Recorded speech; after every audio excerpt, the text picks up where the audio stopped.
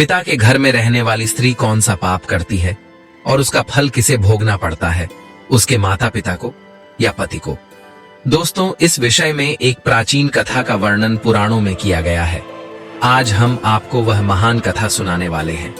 एक समय की बात है, देवर्षि नारद यमलोक में यमराज से मिलने के लिए जा रहे होते हैं तो उन्हें यम मार्ग में स्थित नरकों में अनेक स्त्रियां यातनाएं भोगती हुई दिखाई पड़ती है, जिन्हें देखकर देवर्षि को बड़ा विस्मय होता है। उन स्त्रियों का अंग अंग जल रहा होता है और वे जोर जोर से चीत्कार कर रही होती है, हाय, हमने पिता के घर में रहकर घोर पाप किया है, अब हमें इस पाप से मुक्ति कैसे मिलेगी? उनका करुण विलाप सुनकर नारद जी यमराज के पास चले जाते हैं। नारद जी को देखकर यमराज उनका स्वागत करते हुए कहते हैं, हे देवर्षि, यमपुरी में आपका स्वागत है। आज किस प्रयोजन से आपका यमपुरी में आगमन हुआ है? अवश्य ही आप कोई महत्वपूर्ण समाचार लेकर आए होंगे। देवर्षि नारद कहते हैं, हे धर्मराज, आज मैं आपके दर्शन करने के लिए ही आ रहा था, किंतु मैंने यमपुरी के मार्ग में बड़ी ही विचित्र घटना देखी है, जिससे मेरे मन में शंका निर्माण हो गई है। कृपया आप मेरी इस शंका का समाधान कीजिए। यमराज कहते हैं, हे देवर्षि, आपके मन में जो भी शंका हो, निसंकोच होकर पूछिए। मैं आपकी शंका का समाधान करने का प्रयास अवश्य ही करूंगा। फिर देवर्षि कहते हैं, हे धर्मराज, आज जब मैं आपके दर्शन करने के लिए आ रहा था, तभी मैंने नरक में कष्ट भोग रही कुछ स्त्रियों को देखा है, जो जोर जोर से विलाप कर रही थी कि उन्होंने पिता के घर में रहकर घोर पाप किया है। इसीलिए मैं आपके पास यही जानने के लिए आया हूं कि एक स्त्री पिता के घर में रहकर कौन सा पाप करती है और उस पाप का दंड किसे भोगना पड़ता है। यमराज कहते हैं, हे देवर्षि, आपने उचित ही प्रश्न किया है। आपके इस प्रश्न के उत्तर में समस्त मानव जाति का कल्याण छिपा हुआ है। आपके इस प्रश्न का उत्तर देने से पूर्व मैं आपको महाराज कंस के जन्म की कथा सुनाता हूँ। महाराज कंस के जन्म की इस कथा के माध्यम से आपकी शंका भी दूर हो जाएगी और समस्त मनुष्य जाति को महत्वपूर्ण ज्ञान की प्राप्ति होगी। इसीलिए आप इस कथा को ध्यान से पूरा सुनिए। जो भी मनुष्य इस कथा का श्रवण करता है, मैं उसके 32 अपराध माफ करता हूँ। देवर्षि कहते हैं, हे धर्मराज, आप इस कथा को अवश्य कहिए। मैं इस कथा को सुनने के लिए उत्सुक हूँ। मैं इस कथा को ध्यान पूर्वक सुनकर इसका प्रचार करूंगा। फिर यमराज देवर्षि को वह कथा सुनाने लगते हैं। हे देवर्षि, 28वें द्वापर युग के आने पर यह इतिहास घटित होने वाला है। यदुकुल नरेश वीरवर उग्रसेन के यहाँ पर जो घटना घटित होने वाली है, मैं उसी का भूतकाल के रूप में आपके समक्ष वर्णन करता हूँ। माथुर प्रदेश में मथुरा नाम की नगरी है। उस नगरी में उग्रसेन नाम के यदुवंशी सम्राट राज्य करते थे। महाराज उग्रसेन बड़े ही पराक्रमी, संपूर्ण धर्मों के तत्वज्ञ, बलवान, दानशूर तथा अत्यंत बुद्धिमान थे। महाराज अपनी प्रजा का पालन करने में तत्पर तथा सत्य धर्म का पालन करने वाले थे। उसी समय में विदर्भ नाम के देश पर सत्यकेतु नाम से एक प्रसिद्ध राजा राज्य करते थे। महाराज सत्यकेतु की एक पुत्री थी, जिसका नाम पद्मावती था, जो अत्यंत सुंदर, सत्य धर्म का पालन करने वाली, गुणवान, चरित्रवान तथा स्त्री के समस्त गुणों से युक्त साक्षात लक्ष्मी के समान रूप वाली थी। महाराज सत्यकेतु ने जब अपनी पुत्री का विवाह करने का विचार किया और उनके लिए उचित वर खोजने लगे, तो उन्हें उस समय पर महाराज उग्रसेन के समान दूसरा कोई दिखाई न पड़ा।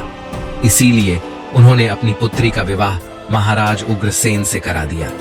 विवाह के बाद रानी पद्मावती ने महाराज उग्रसेन की बड़ी सेवा की।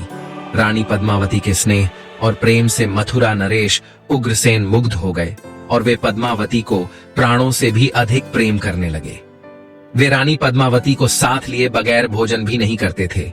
रानी के मुख के दर्शन किए बगैर महाराज को चैन नहीं पड़ता था। महाराज रानी के साथ क्रीड़ा विलास करने में ही समय बिताने लगे। महाराज पद्मावती से इतना प्रेम करने लगे थे कि उसके बिना उन्हें एक क्षण भी चैन नहीं पड़ता था। उन्हें पद्मावती की मधुर बातें अमृत के समान सुख प्रदान करती थी। पद्मावती की मुस्कान से ही महाराज मंत्रमुग्ध हो जाया करते थे। पद्मावती भी महाराज से बहुत अधिक प्रेम करने लगी थी। इस प्रकार से महाराज उग्रसेन और पद्मावती में परस्पर प्रेम बहुत अधिक बढ़ गया। फिर कुछ समय के पश्चात महारानी पद्मावती के पिता विदर्भ नरेश सत्यकेतु को अपनी पुत्री की बड़ी याद आने लगी। पद्मावती की माता भी अपनी पुत्री के दर्शन न होने के कारण अत्यंत दुखी थी। फिर महाराज सत्यकेतु ने महाराज उग्रसेन के पास अपने दूत को भेजा।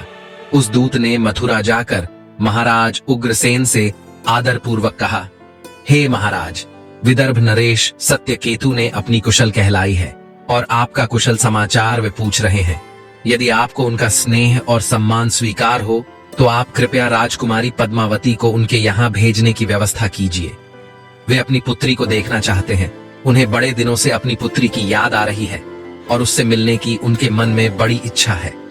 महाराज उग्रसेन ने जब दूत के मुख से यह बात सुनी तो उन्होंने बड़े आदर के साथ महाराज सत्यकेतु की इच्छा का स्वागत किया और अपनी उदारता दिखाते हुए उन्होंने अपनी प्राण प्रिया पत्नी पद्मावती को अपने पिता के पास भेजने का निश्चय किया। महारानी पद्मावती अपने पति के निर्णय से अत्यंत प्रसन्न हुई और अपने पति से आज्ञा लेकर पिता से मिलने के लिए रथ में बैठकर चली गई। अपने पिता के घर पहुंचकर पद्मावती ने पिता को नमस्कार किया और उनके चरण स्पर्श किए। अपनी पुत्री को देखकर महाराज सत्यकेतु को और उनकी पत्नी को बड़ी प्रसन्नता हुई। फिर पद्मावती अपने पिता के घर में बड़ी ही प्रसन्नता के साथ रहने लगी। वहां पर वह अपनी सखियों से मिली और उनके साथ स्वच्छंद होकर विहार करने लगी। पहले की तरह ही वह वन में घूमने लगी, नदी सरोवर के पास जाकर विचरण करने लगी। अपने पिता के घर आकर वह पुनः बालिका बन गई और उसके आचरण में भी बालिका की तरह संकोच का भाव न रहा और वह इधर उधर स्वतंत्र होकर घूमने लगी। फिर एक दिन की बात है, पद्मावती अपनी सखियों के साथ एक सुंदर पर्वत पर सैर करने के लिए चली गई। उस पर्वत की तराई में एक रमणीय वन दिखाई दिया जो सुंदर सुंदर वृक्षों से शोभा पा रहा था। उस वन में एक अत्यंत मनोहर स्वच्छ जल से भरा हुआ सर्वतोभद्र नाम का सरोवर था। उस सरोवर को देखकर पद्मावती अपनी सखियों को लेकर सरोवर के पास चली गई और उस सरोवर में अपनी सहेलियों के साथ हंसती गाती हुई जल क्रीड़ा करने लगी। अपने सहेलियों के साथ खेलते कूदते हुए वह अपने पति परमेश्वर को भूल गई और मौज करने लगी। उसी समय कुबेर का एक सेवक गोभील नाम का दैत्य दिव्य विमान पर बैठकर आकाश के मार्ग से कहीं पर जा रहा था। जब वह उस सरोवर के ऊपर से जा रहा था तो उस राक्षस की दृष्टि सुंदर रूप तथा बड़ी बड़ी आंखों वाली राजकुमारी पद्मावती पर पड़ी जो हंसते खेलते हुए सरोवर में स्नान कर रही थी। उसे देखते ही वह दैत्य आकाश में ही रुक गया। उसे अपनी ज्ञान शक्ति से पता चला कि वह सुंदरी विदर्भ नरेश की पुत्री पद्मावती है जो महाराज उग्रसेन की प्यारी पत्नी है। वह दैत्य गोभील इस प्रकार से सोचने लगा, हाय, यह पद्मावती कितनी सुंदर है, इसका रूप कितना मनोहर है, किंतु यह पतिव्रता होने के कारण आत्मबल से सुरक्षित है, पर पुरुष के लिए इस सुंदरी को पाना असंभव है। महाराज उग्रसेन बड़ा ही मूर्ख है जो उसने अपनी इतनी सुंदर मनोहर रूप वाली पत्नी को मायके में भेज दिया। ये सुंदरी देवताओं के लिए भी दुर्लभ है। इस समय कामदेव मुझे बहुत पीड़ा दे रहे हैं। मैं कैसे इस सुंदरी के निकट जाऊं और इसका उपभोग करूं? इसके साथ भोग विलास करने की मेरे मन में बड़ी इच्छा हो रही है। इतना सोचते हुए उस राक्षस ने एक उपाय निकाला और फिर उसने महाराज उग्रसेन का रूप धारण किया। उसने पूरी तरह से अपने शरीर को महाराज उग्रसेन में बदल दिया। वह हूबहू महाराज उग्रसेन की तरह ही दिखाई पड़ रहा था। फिर वह उस वन में एक वृक्ष के नीचे जाकर बैठ गया और उसने मधुर संगीत बजाना शुरू कर दिया।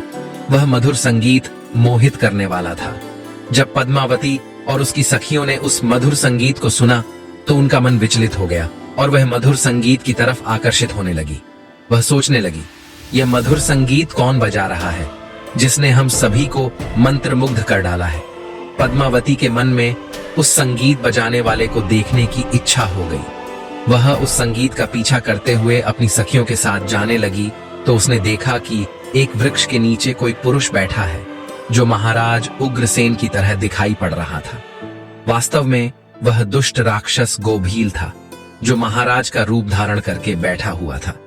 महाराज उग्रसेन को वहां पर बैठा हुआ देखकर पद्मावती सोचने लगी, मेरे धर्मपरायण पति अपना राज्य छोड़कर इतनी दूर कब और कैसे चले आ गए? महारानी इस प्रकार से सोचने ही लगी थी कि महाराज उग्रसेन के भेष में बैठे हुए उस दुष्ट गोभील ने स्वयं ही महारानी को पुकारा, हे प्रिय, यहाँ पर मेरे पास आ जाओ, मैं तुम्हारे बिना जी नहीं सकता। सुंदरी, तुमसे अलग रहकर मुझे चैन नहीं पड़ रहा था। तुम्हारे दर्शन किए बगैर भोजन करना भी असंभव हो गया था। इसी कारण से मैं खुद ही चलकर तुम्हारे पास आ गया हूं। मैं तुमसे एक क्षण भी दूर नहीं रह सकता। अपने पति के ऐसे वचन सुनकर महारानी पद्मावती कुछ लज्जित सी हो गई और शर्माते हुए वे उनके सामने जाकर खड़ी हो गई। फिर महाराज के भेष में बैठे उस पापी ने महारानी का हाथ पकड़ लिया और उन्हें लेकर जंगल में एकांत स्थान पर ले गया। वहां पर उसने अपनी इच्छा अनुसार पद्मावती के साथ भोग विलास करने लगा। लेकिन महाराज उग्रसेन के गुप्त अंग में कुछ एक निशानी बनी हुई थी जो इस बहरूपिये के शरीर के अंग पर दिखाई नहीं पड़ रही थी, जिसे देखकर महारानी अचानक से भयभीत हो गई। उसे समझ में आ गया कि यह महाराज उग्रसेन नहीं है, उनका रूप धारण करके कोई बहरूपिया आया है। महारानी पद्मावती तुरंत वहां से उठ खड़ी हुई और अपने वस्त्र संभाल कर पहन लिया। महारानी के हृदय में इस घटना से बड़ा दुख हुआ। एक पापी बहरूपिये ने महाराज का रूप धारण करके उनका उपभोग किया, जिससे महारानी बहुत क्रोधित हो गई और उस राक्षस से कहने लगी, अरे नीच, जल्दी बता तू कौन है? तूने महाराज का रूप धारण करके मेरा उपभोग करके घोर पाप किया है। तू महापापी और निर्दयी है। इतना कहकर महारानी की आंखें भर आई और वह रोते हुए उस पापी को श्राप देने लगी। हे दुष्ट, दुरात्मा, तूने मेरे पति का रूप धारण करके मेरे साथ छल किया है। मेरे इस पवित्र शरीर को मलिन कर दिया है। मेरे उत्तम पतिव्रता व्रत को नष्ट कर डाला है। अब यहीं पर तू मेरा प्रभाव देख ले। मैं तुझे अत्यंत कठोर श्राप दूंगी। रानी पद्मावती की बात सुनकर वह राक्षस गोभील अपने असली रूप में आ गया और कहने लगा, हे दुष्टा, पतिव्रता स्त्री से तो समस्त राक्षस और दानव दूर भागते हैं। मैं तो जन्म और कर्म से राक्षस ही हूँ, इसीलिए मुझे श्राप देने से पूर्व तुम मेरे दोष का विचार करो। तुम मुझे कौन से अपराध के लिए श्राप दे रही हो? मेरे राक्षसी स्वभाव के कारण ही मैंने ऐसा कृत्य किया है। पद्मावती कहने लगी, हे पापी राक्षस, मैं साध्वी और पतिव्रता नारी हूँ। मेरे मन में मेरे पति का ही वास है। मैं केवल अपने पति की ही कामना करती हूँ। मैं सदा उन्हीं के लिए व्रत एवं तपस्या करती हूँ। मैं अपने धर्म मार्ग पर चल रही थी, किंतु तूने माया रचकर मेरे साथ अन्याय किया है। मेरा पतिव्रता धर्म नष्ट कर डाला है। इसीलिए हे दुष्ट, मैं तुझे भस्म कर डालूंगी। फिर वह राक्षस गोभील कहने लगा, हे राजकुमारी, यदि तुम उचित समझो तो मेरी बात सुनो। मैं धर्म की बात कह रहा हूँ। जो स्त्री प्रतिदिन मन, वाणी और क्रिया द्वारा अपने पति की सेवा करती है, पति के संतुष्ट होने पर ही स्वयं संतुष्ट होती है। पति के गुस्सा होने पर भी उसका त्याग नहीं करती, उसके दोष का विचार नहीं करती, अपने पति के हर काम में उसका साथ देती है। पति के अलावा कभी किसी पुरुष का विचार तक नहीं करती। वह स्त्री पतिव्रता कही गई है। यदि कोई स्त्री खुद का कल्याण चाहती है तो वह अपने पति का कभी त्याग नहीं करती। पति चाहे रोगी हो, कोढ़ी हो, बूढ़ा हो, अंगहीन हो अथवा पापी हो, पतिव्रता स्त्री कभी अपने पति का परित्याग नहीं करती है। जो स्त्री अपने पति को छोड़कर अपना मन दूसरे कार्यों में लगाती है, पति को भूलकर खुद मौज उड़ाती है, स्वेच्छाचारिणी बनकर पति को छोड़कर अकेले ही इधर उधर घूमने लगती है, उसे संसार में व्यभिचारिणी कहा गया है। जो स्त्री पति की अनुपस्थिति में श्रृंगार करती है, सज धज कर इधर उधर घूमती है, विहार करती है, दूसरे पुरुषों के सामने नाच गाना करती है, उसे कुल्टा कहा जाता है। हे राजकुमारी, तुम बताओ, अपने पति को छोड़कर तू इस वन में किस लिए आई है? पति की सेवा करना छोड़कर तू सज धज कर श्रृंगार करके इस वन में क्यों भटक रही है? तुझे शर्म नहीं आती? और फिर तू किस मुंह से कह रही है कि तू पतिव्रता है? कर्म से तो तुम पतिव्रता दिखाई नहीं पड़ती हो। तुम पति के बिना निर्भय होकर इस पर्वत में और वन में मतवाली होकर घूम रही हो, इसीलिए तुम पापिनी हो। मैंने तुझे सही राह पर लाने के लिए ही तेरा उपभोग करके तुझे दंड दिया है। अब तू इसके बाद कभी ऐसी धृष्टता नहीं करेगी। इसीलिए तुम मुझे बताओ तो, पति को छोड़कर किस लिए यहाँ पर आई हो? ये श्रृंगार, ये आभूषण, ये मनोहर सुंदर सुंदर वस्त्र धारण करके किसके लिए घूम रही हो? तुम्हारा पति तो दूर विदेश में रहता है, तू किसके लिए इतना सज धज कर घूम रही हो?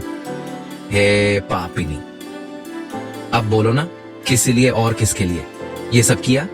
कहाँ है तुम्हारा पतिव्रता धर्म? दिखाओ तो मुझे। व्यभिचारिणी स्त्री के समान बर्ताव करने वाली नारी, तुम इस समय अपने पति से 400 कोस दूर हो। कहाँ है तुम्हारे अंदर पति को देवता मानने का भाव? अरे दुष्ट कहीं की, तुझे शर्म भी नहीं आती? खुद के ऐसे बर्ताव पर तुझे घृणा भी नहीं होती, तू क्या मेरे सामने बोलेगी? तू खुद पाप करके यहाँ पर घूम रही है, सुंदर वस्त्र आभूषण पहनकर पराये पुरुषों को आकर्षित कर रही है और मुझे बता रही है कि तू पतिव्रता है। उस गोभील के ऐसे वचन सुनकर पद्मावती बोलने लगी, ओ नीच राक्षस, तू सुन, मेरे पिता ने मुझे अपनी पति के घर से बुलाया है, इसीलिए मैं आई हूँ। इसमें पाप कहाँ है? मैं काम, लोभ तथा मोह के वश में पति को छोड़कर नहीं आई हूँ। इस वन में भी मैं सदैव अपने पति का ही चिंतन करती रहती हूँ। लेकिन हे पापी, तूने मेरे पति का रूप धारण करके मुझे धोखा दिया है। एक पतिव्रता स्त्री का पतिव्रता धर्म भंग करने वाले को घोर नरक में डाला जाता है, उसे बाद में सूअर के जन्म में डाल दिया जाता है। क्या तुझे इतना भी नहीं पता? तू नहीं जानता, मैं अपने पति से बहुत प्रेम करती हूँ। मैंने कभी अपने पति का अपमान नहीं किया, सदैव उनकी सेवा की है। मैंने कभी अपने पति की आज्ञा का उल्लंघन नहीं किया। तो फिर क्यों तूने एक पतिव्रता स्त्री को दूषित करने का दुस्साहस किया है? अरे दुष्ट राक्षस, देवता भी पतिव्रता स्त्री से भयभीत रहते हैं। पतिव्रता स्त्री के श्राप से तो सूर्य की अग्नि भी ठंडी पड़ जाती है, सरोवर सूख जाते हैं, वृक्ष फलहीन हो जाते हैं। पतिव्रता स्त्री के बिना यह संसार नष्ट हो जाएगा। फिर गोभील ने कहा, पद्मावती, अब मेरी बात सुनो। अंधे मनुष्य को कुछ भी दिखाई नहीं देता है। इस समय पर तुम धर्म रूपी नेत्रों से हीन हो गई थी, इसीलिए तुम अपने पति को पहचान नहीं पाई। जिस समय पर तुम्हारे मन में अपने पति का घर छोड़कर पिता के घर पर आने की इच्छा हुई, उसी समय तुम अपने मन से पति की भावना छोड़कर उनके ध्यान से मुक्त हो गई। पतिव्रता स्त्री निरंतर केवल पति का ही चिंतन करती है। जब तुम्हारे अंदर पति से दूर होने की भावना जाग गई, उसी समय तुम्हारे हृदय की आंखें फूट गई। फिर तुम मुझे कैसे पहचान पाती? तुम अगर सच्ची पतिव्रता होती तो मुझे देखते ही पहचान लेती। पतिव्रता स्त्री के मन में केवल उसका पति ही होता है, वह अपने पति की सुगंध से उसे दूर से ही पहचान लेती है। लेकिन तुम अपने पिता के घर पर आकर अपने पति को भूल चुकी थी, इसीलिए तुमने मुझे पहचाना नहीं और अपना पति समझकर मेरे साथ चली आ गई। गोभील के इस प्रकार के निष्ठुर वचन सुनकर रानी पद्मावती को अपनी भूल का पता चल गया और उसके हृदय में बड़ा दुख हुआ। वह पश्चाताप करने लगी। फिर गोभील ने कहा, हे शुभे, मैंने तुम्हारा उपभोग किया है, जिससे तीनों लोगों को कष्ट पहुंचाने वाला पुत्र उत्पन्न होगा। यही तुम्हारे इस पाप का दंड है। इतना कहकर वह राक्षस गोभील वहां से चला गया। गोभील बड़ा ही दुष्ट और पापी था। उसके मायाजाल में फंसकर एक पवित्र नारी का पतिव्रता धर्म नष्ट हो चुका था। उसके चले जाने के बाद रानी पद्मावती अत्यंत दुखी होकर रोने लगी। उसके रोने की आवाज सुनकर उसकी सखियां दौड़कर उस स्थान पर चली आ गई और पूछने लगी, राजकुमारी, रोती क्यों हो? क्या हुआ? महाराज उग्रसेन कहा पर चले गए। फिर महारानी पद्मावती ने अत्यंत दुख से रोते हुए अपनी सखियों को सारी हकीकत बता दी कि किस प्रकार से राक्षस गोभील ने महाराज उग्रसेन का रूप धारण करके उनके साथ छल किया। फिर सखिया पद्मावती को उसके पिता के घर पर ले गई। वहां जाकर रानी पद्मावती शोक और दुख से थर थर कांपने लगी। सखियों ने रानी की माता को सारी बात बता दी। यह बात सुनते ही पद्मावती की माता ने महाराज सत्यकेतु के पास जाकर सारा वृतांत सुना दिया, जिससे महाराज सत्यकेतु को बड़ा दुख हुआ। उन्होंने तुरंत ही अपनी पुत्री को कुछ दूतों के साथ उसके पति के घर पर भेज दिया। उधर महाराज उग्रसेन अपनी पत्नी पद्मावती को आया हुआ देखकर बहुत प्रसन्न हुए। वे बार बार पद्मावती से कहने लगे, हे प्रिय, तुम्हारे बिना मेरा जीवन दुष्कर हो गया था। तुम और कुछ दिन ना आती तो मेरे प्राण ही चले जाते। इतना कहते ही रानी पद्मावती महाराज के गले में पड़कर फुट फुट कर रोने लगी। महाराज उग्रसेन कहने लगे, हे सुंदरी, क्या हुआ? क्यों रो रही हो? मुझे बताओ, तुम्हारे दुख का क्या कारण है? पद्मावती ने महाराज को कुछ नहीं बताया और उस पाप को छिपा दिया और प्रेम से महाराज के साथ विहार करने लगी। फिर महारानी का वह भयंकर गर्भ धीरे धीरे बढ़ने लगा। केवल महारानी ही जानती थी कि उसके गर्भ में किसका बच्चा पल रहा है।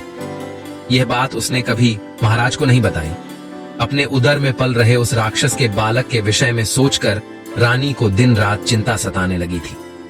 वह गर्भ 10 वर्ष तक बढ़ता गया और उसके बाद महाभयंकर कंस का जन्म हुआ। वही कंस जब बड़ा हुआ तो उसने तीनों लोकों के निवासियों को कष्ट पहुंचाना शुरू किया और फिर अंत में भगवान श्री कृष्ण के हाथों से उसकी मृत्यु हो गई और उसे मोक्ष प्राप्त हुआ। यमराज कहते हैं, हे देवर्षि, भविष्य में घटित होने वाली इस घटना को मैंने आपको भूतकाल के रूप में सुना दिया है। इस प्रकार से पिता के घर में जो कन्या निवास करती है वह बिगड़ जाती है। अतः कन्या को विवाह के बाद पिता के घर में अधिक समय तक नहीं रहना चाहिए। पुत्री अपने पिता के घर में रहकर जो पाप करती है उसका फल माता पिता को भोगना पड़ता है। इसीलिए किसी भी पिता को अपनी पुत्री के विवाह के बाद उसे अपने घर में नहीं रखना चाहिए। जिस पुरुष के साथ उसका विवाह किया गया है उसी के घर में स्त्री का पालन पोषण होना चाहिए। वहां रहकर जब वह भक्ति पूर्वक अपने पति की सेवा करती है उसे दोनों कुल की कीर्ति बढ़ती है। पिता के घर में आने पर वह फिर से अपने पुराने दिनों को याद करती है और पति को भूल जाती है।